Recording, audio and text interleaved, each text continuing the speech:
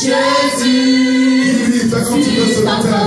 fais comme tu veux. Dis-lui, fais comme il veut ce matin. Fais comme tu veux, Jésus. Fais comme tu veux, Jésus. Sur ton trône, fais comme tu veux, Jésus. C'est là mon vœu, Seigneur. C'est là mon vœu, Jésus. Sur ton trône, fais comme tu veux, Jésus. Est-ce que tu peux lui dire, fais comme il veut dans ta vie ce matin? Parle à l'Éternel. Dis Jésus, fais comme tu veux ce matin. Dans ma vie, dans mon pays, dans mon quartier, dans mes affaires. Fais comme tu veux, Jésus. Fais comme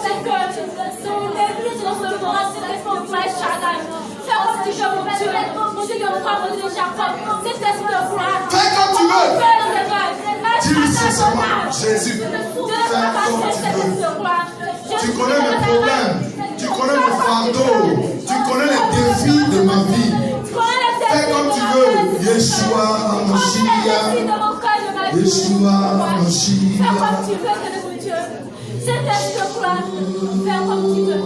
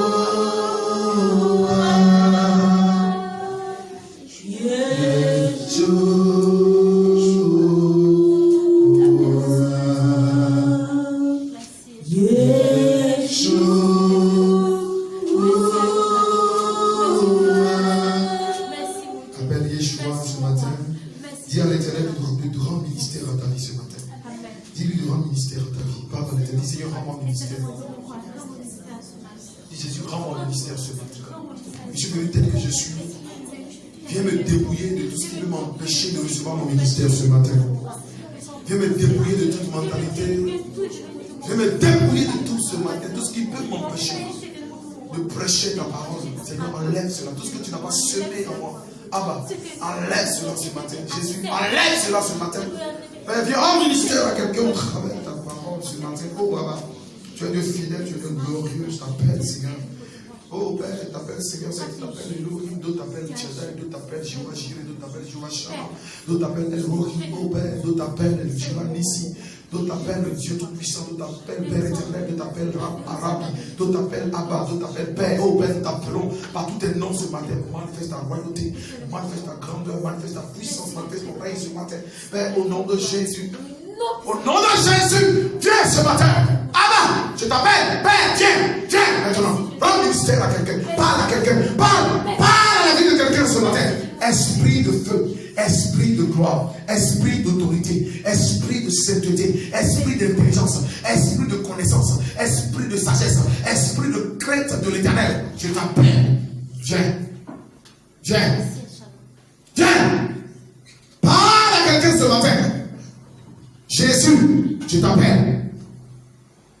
Le porteur d'un nom entend son nom et réagit. Père, tu portes le nom de Jésus-Christ, Yeshua HaMashiach. Je t'appelle ce matin pour ton peuple ici réuni devant toi. Viens! Écoutez la voix, le cri de cœur de tes enfants. Viens! Jésus, viens! Que le vent de Dieu souffle. Que le vent de l'Éternel souffle. Que le vent de cet esprit souffle. Que le vent de cet esprit souffle. Je te vois maintenant, Seigneur. Tu as commencé par déployer l'armée de Dieu. Les anges de Dieu sont au milieu de nous ce matin. La gloire de Dieu, la gloire cabote, la force de Dieu est au milieu de nous ce matin. Alléluia. Si tu crois que Jésus est là, acclame-le fortement si tu veux. Acclame la présence de Dieu. Acclame la présence de Dieu. Acclame la présence du Seigneur.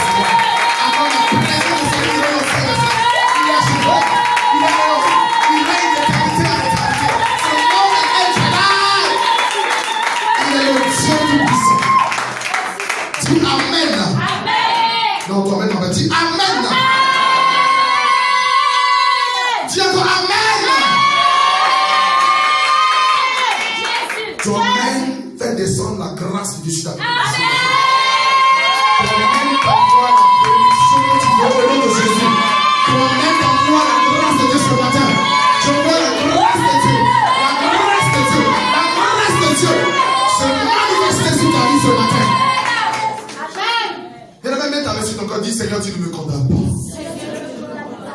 seul devant ton trône. Je suis seul devant ton trône. Les hommes me condamnent. Les hommes me Mais condamnent. toi, Jésus, Mais toi, Jésus, tu t'es sanctifié pour moi. tu as sanctifié pour Ton moi. sang m'a lavé. Ton sang m'a lavé. Je suis sans culpabilité. Je suis sans culpabilité. Je suis libre ce matin.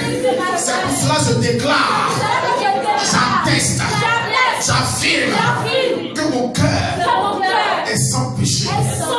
Je suis libre. Tu as dit, même si mes péchés sont noirs, tu les effaceras par ton sang. Amen. Efface mes péchés.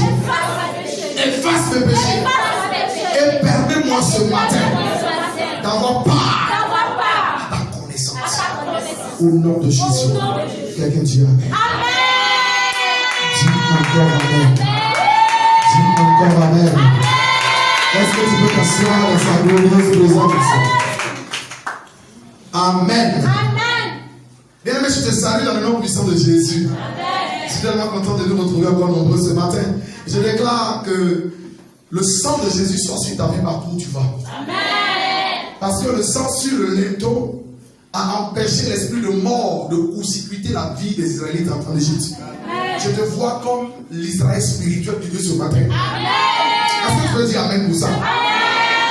Il y a une chose que je sais ce matin, j'ai besoin de ton cœur et de ton Amen.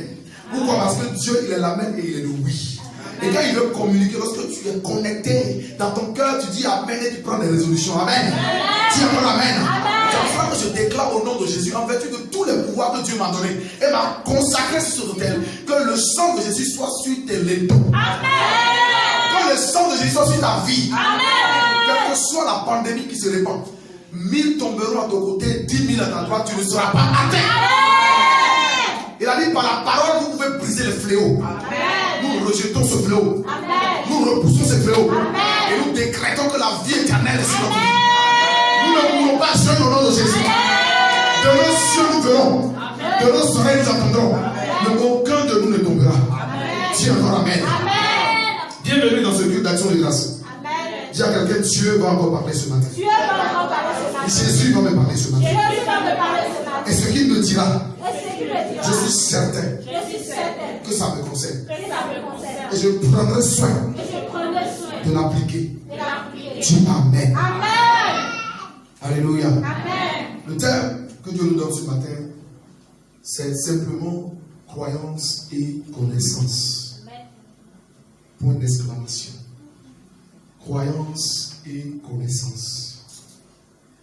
Nous allons en profondeur ce matin. Notre verset principal pour mener à bien ce thème que le Saint-Esprit nous a inspiré est tiré du livre d'Osée, chapitre 4, verset 6. Je lis la parole de Dieu au nom de Jésus.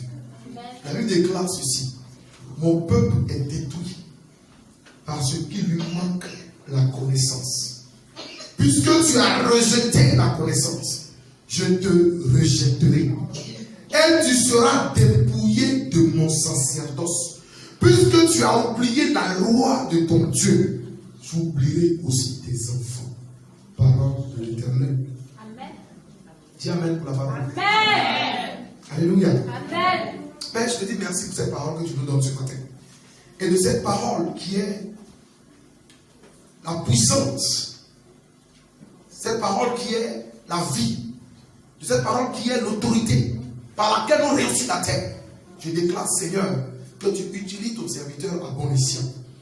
Que ce ne soit pas l'homme qui parle, que ce ne soit pas la chair qui parle ni le sang, mais que ce soit l'Esprit de Dieu, que ce soit l'Esprit de vie, que ce soit l'Esprit de grâce qui soit maintenant en ébullition en ce lieu au nom de Jésus. Amen. Père, que quelqu'un qui entendant cette voix puisse changer d'avis te concernant. Amen. Que la connaissance de Dieu soit rattachée à notre ADN au nom de Jésus-Christ. Amen. Père, nous voulons te connaître davantage. Révèle-toi à quelqu'un ce matin. Amen. Dans le nom de Jésus, j'ai prié. Amen. Dis encore Amen. Amen. On va aller doucement. Parce que c'est un nouveau thème que nous allons développer peut-être sur 3 niveaux. Alléluia. Amen. Donc il y aura certainement une introduction ce matin. Et nous allons continuer ce thème les fois à venir. Alléluia. Amen. Croyance et connaissance. Dis à quelqu'un, croyance et connaissance. Croyance et connaissance. Alléluia. Amen. Maintenant, le verset principal nous donne déjà tout. Et en réalité, on n'a même plus besoin de prêcher. Osée 4:6 dit, c'est Dieu qui parle. Il dit, mon peuple est détruit parce qu'il lui manque la connaissance. Puisque tu as rejeté la connaissance, je te rejetterai. Et tu seras dépouillé de mon sacerdoce. Puisque tu as oublié la loi de ton Dieu, j'oublierai aussi tes enfants. C'est fort. Que la grâce et la paix de Dieu demeurent avec tout et chacun de nous. C'est des paroles qui pèsent le cœur quand tu entends. Alléluia. Amen. Bien-aimés en Jésus-Christ, nous avons parlé le dimanche dernier, pour ceux qui n'étaient pas là, de comment briser les alliances sataniques qui nous maintiennent depuis notre naissance sous le joug et nous réduisent à la souffrance. Beaucoup d'entre nous pourraient ignorer que l'oppression occulte sur nos vies est une réalité. L'oppression satanique est une réalité. Mais moi, je vous le dis qu'il faut vraiment comprendre, croire, connaître quelles sont les infirmités qui dérangent ta destinée depuis que tu es né. Et les traiter une fois pour nous. Parce qu'il n'y a pas de maladie sans remède dans le royaume de Dieu. Quelqu'un me dit amen. Il n'y a pas de difficulté, de problème sans remède chez Dieu. Amen. Ce qu'il faut retenir, l'infirmité, le manque de connaissance est une infirmité. Dis à quelqu'un, le manque de connaissance est une infirmité. Le manque de connaissance est une infirmité. Et c'est la plus grande infirmité biblique. Amen. Il n'a pas parlé de parce que tu as rejeté la foi. Il n'a pas parlé de parce que tu as rejeté Jésus. Il a dit parce que tu as rejeté ma connaissance. Oh. On se dit qu'on connaît Dieu. L'infirmité se rapporte à une fragilité. Dis à quelqu'un fragilité. Fragilité. Certaines personnes connaissent certaines choses, mais ils sont ignorants. Je ne sais pas où ils sont. Ils jouent à la carte de la démission face à leur responsabilité. L'infirmité se rapporte aussi à la faiblesse de constitution, de façon naturelle physique. Tu peux faire un enfant infirme, n'est-ce pas?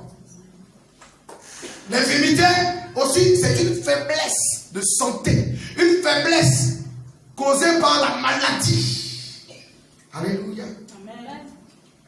Sur le plan spirituel, comme je le disais, l'infirmité est un déficit de force et de capacité surnaturelle nécessaire pour comprendre et faire de grandes choses dans le royaume de Dieu. Amen. Amen. Sur le plan spirituel, l'infirmité est un déficit de force et de capacité surnaturelle nécessaire à la vie d'un individu pour faire de grandes choses sur la terre. L'infirmité est un manque de force et de capacité pour supporter par exemple des problèmes, des difficultés. Le manque de connaissance, comme je le disais, est une grave infirmité spirituelle. Dis Seigneur, parle-moi ce matin. Seigneur, pardonne-moi. Alléluia. Amen. Bien-aimé, il arrive que tu sois malade et tu crois que tu es malade. C'est bien ça. C'est pas mauvais, non? Je crois que je suis malade. Cependant, connaître la maladie, son mode opératoire et la pathologie peut m'éviter la mort prématurée. La manifestation de la maladie. Je connais ma maladie. Oui, c'est un fait. Je connais Dieu, c'est un fait. Et si je ne connais pas la profondeur de Dieu, je peux être toujours en train de dire je crois, et ne rien avoir sur la terre. Quelqu'un me dit amen, tu m'as dit. Amen. On va aller voir à part et tu seras délivré de la connaissance. Dis encore amen. Amen. Croire que Dieu existe est une bonne chose aussi. Mais lutter pour le connaître et le rencontrer est aussi une autre chose. Tout le monde dit j'ai la foi, je crois que Dieu va le faire, je crois qu'il va le faire. Et il n'a jamais fait. Le monde est bouleversé parce que les hommes sont tous croyants. Mais ils n'ont pas tous la connaissance. L'autre croit que son bouddhisme est bon. C'est sa croyance. L'autre croit que sa magie est bonne. C'est sa croyance. Moi, je crois que Jésus est bon. C'est ma croyance. Mais nous n'avons pas la connaissance.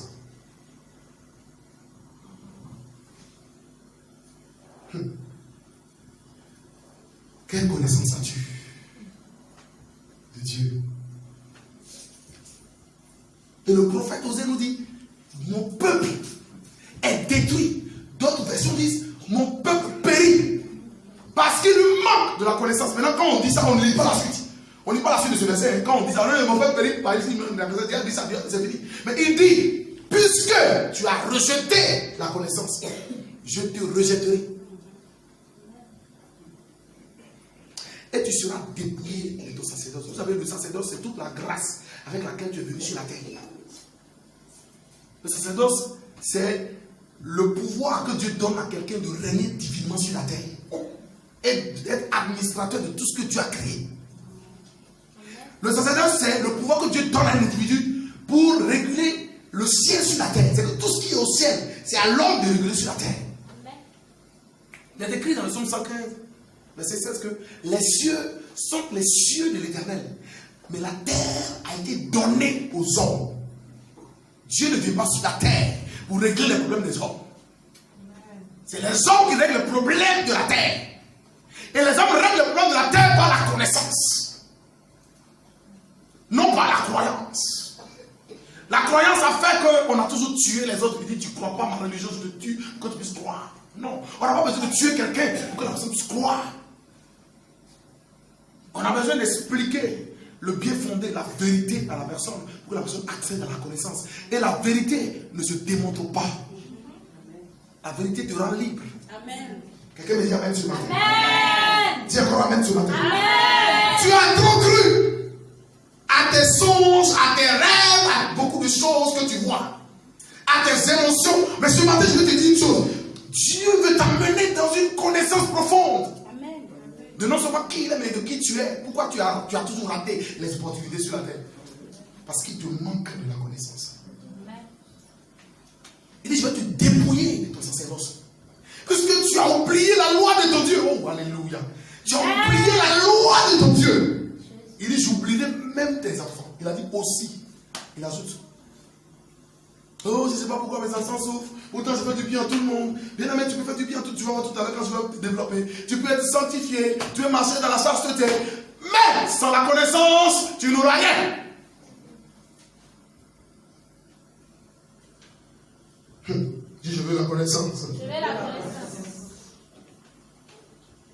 Dis, je veux la connaissance. Je veux la connaissance. Ah, dis, je veux la connaissance. Je veux la connaissance. On est en train d'aller en profondeur dans des choses que celui qui n'a pas le cœur de la nourriture solide ne peut pas recevoir les messages de ces derniers temps. Dis encore amen. Amen. Dis encore amen. Amen. En 1 Roi chapitre 4, verset 29 à 30. Nous allons prendre l'exemple de ce monsieur-là qu'on appelle le roi Salomon. Qu'est-ce qui a fait que Salomon a réussi? Parce que nous sommes dans la pratique de la parole. Osée nous dit, le prophète nous dit, si tu rejettes la connaissance, alors Dieu se retire de toi. Dieu ne te donne plus rien. Alors tu t'appuies sur ta connaissance, sur ton intelligence. Vas-y, jusqu'au jour où tu comprendras que c'est la connaissance de Dieu et de ses préceptes qui fera de toi un homme accompli sur la terre. Et Salomon l'a compris. Et tu dois aussi comprendre.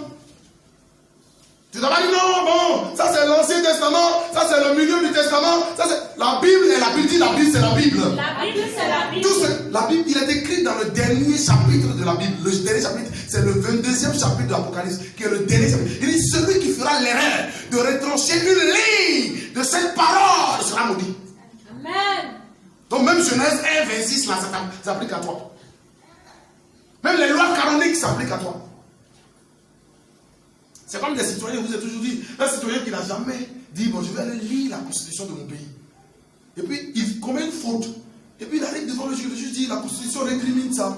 Et puis, on te prend dans la paix, et tu te dis, non, ils sont mauvais, c'est la sorcellerie, non, bien aimé. Tu n'as pas fouillé la loi. En Côte d'Ivoire, on dit, lorsque tu brûles le feu, le code pénal dit, lorsque tu brûles le feu en Côte d'Ivoire, tu payes 300 000 francs d'amende et tu fais 3 mois de prison avec sursis. Tu sais ça? Ignorance, tu n'as pas la connaissance.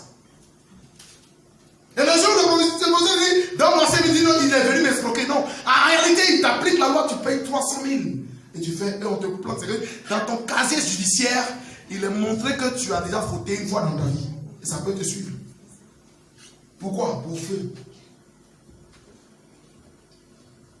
Dieu aussi a le feu rouge. Dieu aussi a le feu orange. Et il y a le feu vert.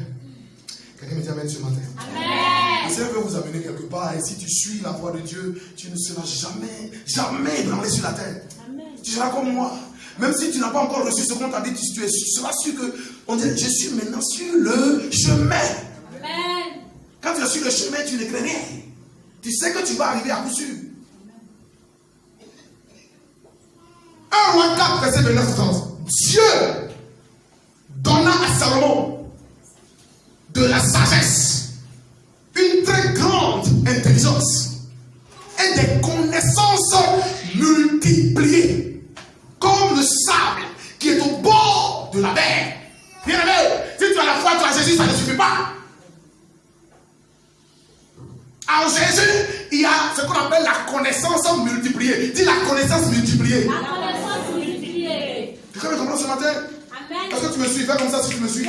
Est-ce que tu ne dors pas? Amen. Ce matin, le Saint-Esprit va te nettoyer. Amen. Dis encore Amen. Amen. Il y a des choses que tu as entendues qui t'embrouillent depuis. Et tu vas prendre la décision d'aller de l'avant.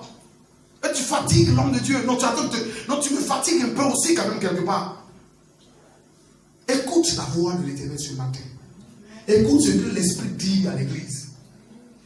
Si tu sais ces choses-là, tu vas marcher dans la vérité. Salomon a reçu la sagesse, une très grande intelligence et des connaissances multipliées. Mais ce qui va m'étonner, écoute bien, la sagesse de Salomon, le verset 30, la sagesse de Salomon surpassait la sagesse de tous les fils de l'Orient et de toute la sagesse des Égyptiens. Quelqu'un me dit Amen. Amen. Bien aimé, quand ma sagesse va dépasser la sagesse de Salomon, je serai en train d'appliquer si vous me dites que je suis sorcier, que c'est un faux pasteur. Est-ce que tu comprends là où je vais? Amen. Ils m'ont dit que c'est un faux pasteur. Alors que dans l'Ancien Testament, Dieu a donné une connaissance supérieure. L'Égypte de l'époque, l'Orient de l'époque. L'Orient, c'est de là où il y a eu les 3 mages qui sont allés visiter Jésus. Les 3 mages, c'était des magiciens. On dit la sagesse que Dieu a donnée, la connaissance que Dieu a donnée à Salomon en ce temps-là, dépasse même la puissance de ces mages et dépasse la puissance de l'Égypte. Amen. Dieu veut te donner une puissance que tu n'as même pas encore vu un pasteur qui l'a déjà exploité. Amen. Mais tu dois chercher la connaissance. Si je dois chercher la connaissance. Dis-le, mais tu n'es pas n'importe qui ce matin. Je ne te prends pas comme n'importe qui. Peut-être que tu négliges ta terre. Peut-être que tu as déjà. Tu te trop confié à l'homme. Il y a quelque chose qui me dit ce matin que tu n'es pas n'importe qui. Amen. Et la parole qui libère va te libérer. Amen. Tu vas te délire de cette chaîne.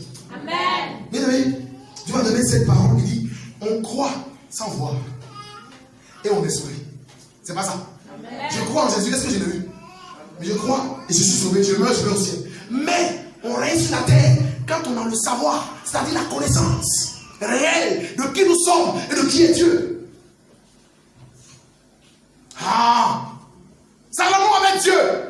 Salomon avait l'héritage de Dieu en lui. Son père connaissait Dieu. Sur son ADN, il y avait la croyance en Dieu.